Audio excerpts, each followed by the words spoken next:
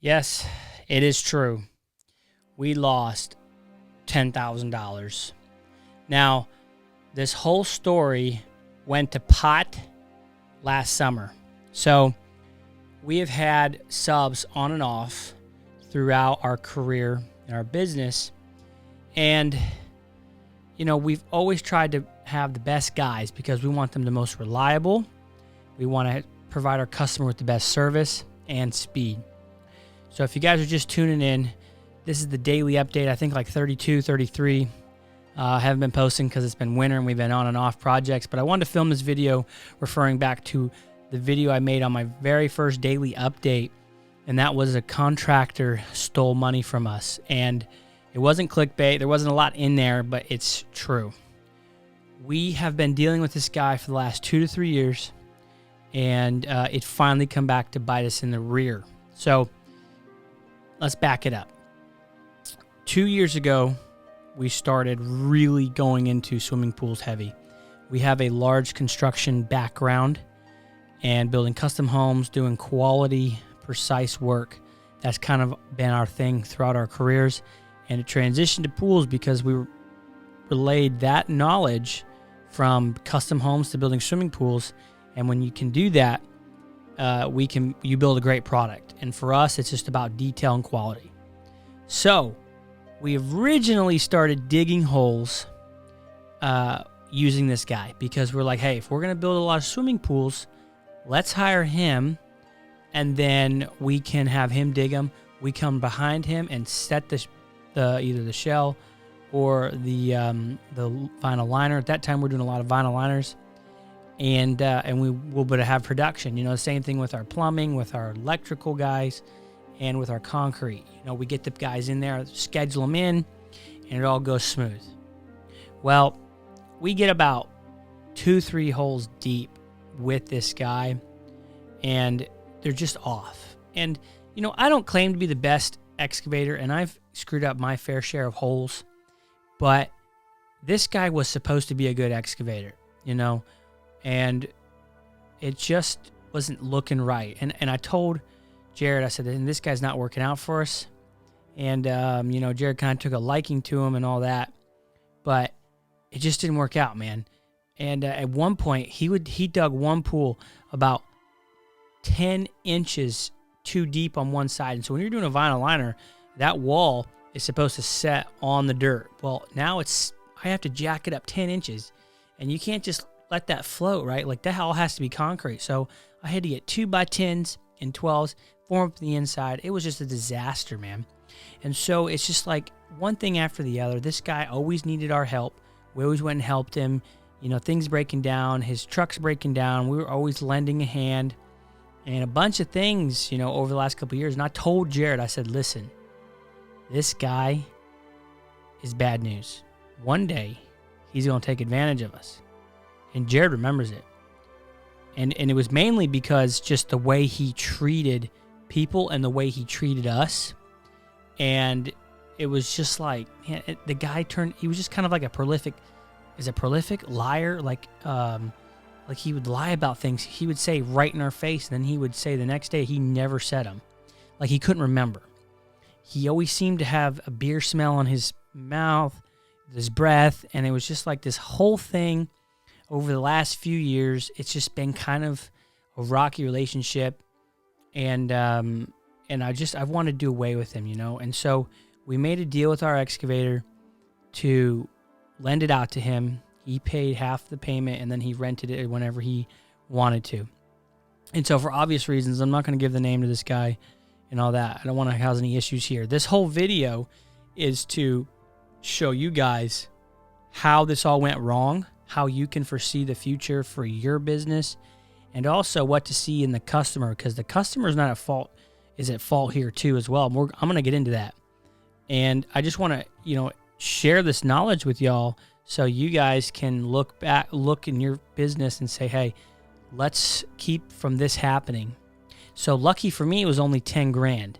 All right, I've taken bigger L's. I've taken 50K L's, and it doesn't feel good, dude, at all. And that's a whole nother story. When I tried getting into the concrete pump business, and lost my shirt, hired the wrong guys. It was a whole deal. So this guy, it just turned out where it was just like, you know, I can't deal with this dude no more. All right. And he just, all this lying, it just bugged me to death all the time. But where he probably ended up paying us, over $20K on our excavator over the lifetime. So, you know, Jared was like, hey, he's paying for this excavator because at this time, you know, about midway this excavation deal, we're having Wes dig all of our shells. And Wes was anywhere from $500 to like $800. And we're like, dude, I mean, this is a good deal. He shows up, brings his equipment, uses dump truck if we need to. We can haul some rock out of here. This is a great deal. So, you know, we love using Wes. And then we finally decided, we're like, hey, let's just use Wes the whole time. It makes it super efficient. We give him an accurate amount of time, you know, for the schedule. We can get him on every single time. So that's what we've been doing. And so the excavator just sits around, and maybe not the best business move, but for us, it was just super easy and fast with Wes. We're just like, this is awesome. Seamless. We got literally one extra guy. You know, if you times $800 times 20 pools, right, you can't pay a laborer for that. And so to have one extra guy to run an excavation machine, you've got one extra dude there. And then if Wes stays longer, if he has nothing else to do, you'll help set the shell or whatever. So that's one way to think about it, but that eliminates a whole nother employee is what I'm trying to say here. Someone's going to pay $60,000 a year, and we're paying this guy $800 times 20, 25, depending on how many pools we do. So excavator's sitting around. We've used it probably about 10, 15 times this year, which is enough, you know, digging miscellaneous trenches, holes, retaining wall footers, all that. So it's getting used by this guy. And, you know, of course, the dings and the scratches and stuff come and all that, whatever you expect, what you would expect from someone using it. And it's it just all went south one day when we got a call from this particular client and said, all my trees are dead, you know, the lawn is holding water, and I really need help fixing this. And she's like freaking out. And so we're like, well, what in the world, man? Like, what's going on here? So what happened with this person, we decided to have him do the grade work, and he was going to do the sod, the trees, the plants, all that, because he's an excavator, landscaper. He's kind of an all-in-one dude. And we were going to basically kind of like pitch in. I think what we did was we combined our responsibility with the grade work, and we told him to do it. And then we kind of worked out a deal there. And so even though we referred him to her, which kind of alleviates the responsibility in a way, also doesn't, but we were also more responsible because, he was doing something for us, for her still. But at the end of the day, right, like our name is on a sub, but at some point in my mind, if he does her wrong, it's not my fault. I mean, the plain and simple of it is yeah, that's kind of bad business, like when a sub treats my customer wrong, but that's not my fault. All right, I didn't do it. I referred you to the guy. I can't help that he did okay with us and he didn't to you. Like, that's just not my problem in the short term, right? Like, I want to help everybody, but like, I can't dictate people's morals. You know what I mean? So we said, all right, listen, this is what we're going to do. We are going to get somebody out there to fix the draining issues, to fix the trees and all that. He ended up planting like 10 green giants. 5 of them died. We told him to run a drain from the deck drain out. He didn't. He put a berm up, created basically a little pond. The mulch was washing away all this, and whether or not he was in the contract with her to do that or not, he didn't tell her. He didn't really provide her good service at all. And he charged her about $10,000 for not that much work at all. And so what we ended up doing is we told our friend Chris, we said, listen, Chris, go out there and do what you got to do. Get this thing figured out. Because we're thinking maybe $4 or $5 grand to fix this. We'll take the hit. We'll get the money from Taylor. So get Chris out there. Chris does his thing. Chris is a very much a perfectionist. The guy went to Purdue University. This guy's an ace when it comes to landscapings and like plants and all that stuff. He knows what he's doing, along with friends of his. So the price that Chris charged us was $4,530. And at this point, we're just like, well, we didn't get that bill till later. We got the bill for the sod, which our friends over at Lambs did for us. Funny story, but here locally, we got a company we compete actually for pools, funny enough. But we're starting to use them for like some cleanup grades and whatnot. But they charge us $1,964.45 to do the sod. We had another guy come in and do the grade work and get the yard to kind of like channel off and drain. And he did a phenomenal job. And he charged us $2,754. And at the time, we thought this was only going to cost a couple $1,000. So we're like, no, we'll just have you do it. And because we're busy. And we were busy. But this guy did such a good job grading. I would have had to have special rakes and all that. And we could have done it, but, we just didn't. And so we were under the impression that it wasn't going to cost as much. And so it really just got away from us. At this point, it was like, it's too late now. We'll see how it goes. And then Chris came in there and he charged us $4,530. And he went in there and did landscaping in the front, the back. He added some more trees, mulch. It looked phenomenal. And in between that time, we got the drain for the deck drain out. There was already a yard drain that was working, but that was the big problem. He he fixed the berm, and all this stuff was, finished and looking good. And so the total is $9,248.45. And so we're like, all right, let's go to the homeowner and see. Hopefully, she can be reasonable to say, hey, this just isn't our fault, right? Like, we cleaned up your mess. You begged us to help you. And it seems like, okay, let me back this up. We're like, hey, we're going to give her some space and say, if she's going to come to us and tell us, hey, I want to make sure we are settled. I want to pitch in. You guys should not have to pay for all this, blah, blah, blah. Weeks go by and we don't hear nothing. So Jared's like, I'm like, dude, we got to talk to her. This is ridiculous. So he goes over there. We try to keep the peace with everybody. We're not trying to go and have an issue with people. And before I even get into that, actually, so this guy wouldn't come back to fix the issues. That was the biggest problem. I just left that whole part out. He texted her, working with her. They're communicating back and forth. She's telling him you got water sitting, trees are dying, and he's such a liar on so many issues. You don't know who to believe. This lady's very hard to get along with, very high strung, and we do well with people, so we can get along, and we, don't put up with people's nonsense a lot of times, and we normally don't back down from them. We just stand our ground and polite and respectfully deal with people, and so we understand that she's hard to deal with. So both of them are saying two different things, and it's like, well, I have a tendency to believe her over him because he's nothing but a liar this entire relationship with us. So, point blank, that's the deal. Well, it gets to where between them, they exchange words and whatever, and she's threatening to sue him because he puts her off for months. He won't come and fix it, and that was the whole thing that started this whole deal. And we told him, we're like, listen, you got to go fix it. You are an absolute dirtbag for not going back. You messed it up. Your trees are supposed to be taken care of for at least a year until they take root, and of which I didn't even know that was a thing. But, and he's basically just like, no, I'm not doing it. She's going to sue me, and I'm scared to go over there. It's like, you got to be kidding me, man. Grow up. This is business. All right?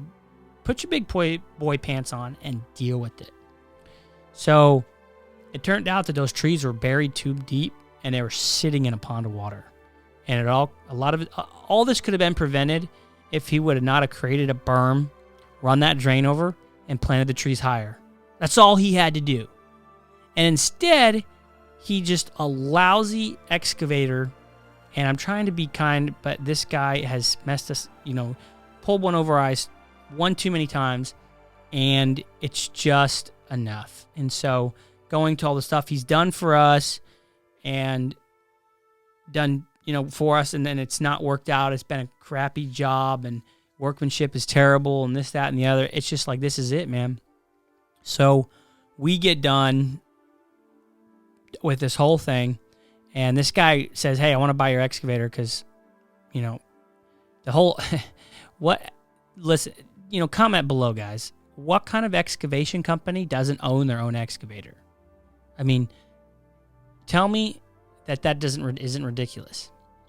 Okay, this guy has already gone through a bankruptcy, by the way, from what I've heard. So, what does that tell you about business? I'm not a big fan of bankruptcies, but, so he doesn't own his own excavator. He wants to buy it from us now. So we're like, yeah, we'll give it to you. We're going to sell it for $69. Oh, what about all the money I paid on it? Give us a deal. And this is after all this has happened. And we're like, we didn't get the last bill from Chris yet. And we're like, all right, 65. And he says, all right, I'll get the money. And then me and Jared were driving to get our truck, and that's when my truck broke down. And we had to get it worked on. And I looked over at Jared, and I said, Jared, why would we give this guy a deal when he owes us like 10 grand? I was like, what? It's just like epiphany hit me. I was like, you gotta be kidding me. I'm like, this is what we'll do. We will show mercy one more time, because God is faithful and just to forgive us, and His mercy is everlasting, and He showed us nothing but mercy. He's blessed us beyond what we can ever deserve. So I'm trying to be Christ-like, right? I'm gonna go forward and say, hey, 65. Original was 69. We're gonna say 70 grand, and all your debts are wiped away. He comes back to Jared. You can't do that. You can't change it. You said 65. We said, well, you owe us like 10 grand. But we're going to be even the bigger person here on top of paying for your mess. And this is the deal. And he told us we can go kiss his behind. I told Jared, I said, that's it, man. And finally, it's hit Jared at the point where he's just like, this guy really is a dirtbag. And I said, I've been telling you, dude, for 2 years, I've been telling you this guy is a lowlife. And he's going to get us. Somehow, some way, it's not going to end well. I said that to my little brother, said that to my friend, said it to 4 or 5 people, 3 or 4 close people, about 3 or 4 different times. I said, this guy, I got a feeling about this guy. And I haven't been right too many times on feelings. But this guy was dead on. And unfortunately, I was dead on. And I hate being right in these situations, but it is what it is. And thank God it was only $10,000. So we're $9,200, not including us going over there and doing work and dealing with this lady. So we go over to her house, talk to her, and she's like, oh, yeah, it really does suck. I'm sorry you had to pay for all that. And Jared's just like, you can just tell he's getting the vibe of she doesn't want to pay. She doesn't think this is her fault at all. And so Jared doesn't press as hard as I'd like him to. If it was me, I would be telling her, listen, no hard feelings here. But at the end of the day, we did recommend, and I apologize that this guy messed up, right, and took advantage of you. But I'm not responsible for his moral obligations. And we just fit the bill. We helped you when you couldn't get anybody else. We came in and took our time, our money, and effort and fixed it. We didn't have to. The law wasn't saying that we had to do this. He pulled one over on you, and we fit the bill. It's not right that we have to pay for all of this. Point blank. I'd pay for the grading, which was like $2,500 or something. I think that's what we had in there for the finished grade. And you pay for the rest. Yeah, it stinks that you'd have to pay, $6.5, $7,000, but I didn't do it to you. He did it to you. Sue him. But instead, she's like, oh, yeah, that sucks for you, man. I'm really sorry about that. So the moral of this whole story is be very careful who you work with when it comes to clients and subs. And so far, we've been very, very fortunate to work with some great people. But if, unfortunately, my brother didn't listen to me and he saw the money when it come to renting this excavator, and he was just like, he's paying us, and, he's paid us like 20 grand. And it's like, so? It's like, I don't want to deal with this guy. So, we didn't get taken for all that we had, but this is such a valuable lesson for all of you guys out there to watch who you do business with and be very careful, whether it's a client or a subcontractor or employees. Be very careful. That doesn't mean you can't trust people, because if you don't trust people, you'll never go anywhere. So be careful. Do your checks and balances. If this guy's rubbing you the wrong way, this person's rubbing you the wrong way, don't do business with them in any regard. Sub, employee, or client. Say, hey, I don't need to lose my shirt over this person. I'm not that desperate. So you may be in a hard place and be like, I got to make this money. Well, that person may be the person that just is going to nickel and dime you till you're dead anyway. And they're not going to pay you. They're going to drag it out and you're going to lose money. Or they just completely don't pay you at all, or whatever the case may be. You fill in the blank. You guys get it. So I hope you guys learned something from this. This is the story where we got taken advantage of in a big way. My pump story is a fun one. If that gets enough attention, you guys want me to go over that one, because that's another life lesson that hit me. $50,000, man. We almost didn't recover from this one. It was bad. So I hope you guys enjoyed the video. If you did, like and subscribe, and shoot me a comment. Any questions, or if you guys had any experiences, let me know of yours. And hope this helped. And I'll see you guys on the next one.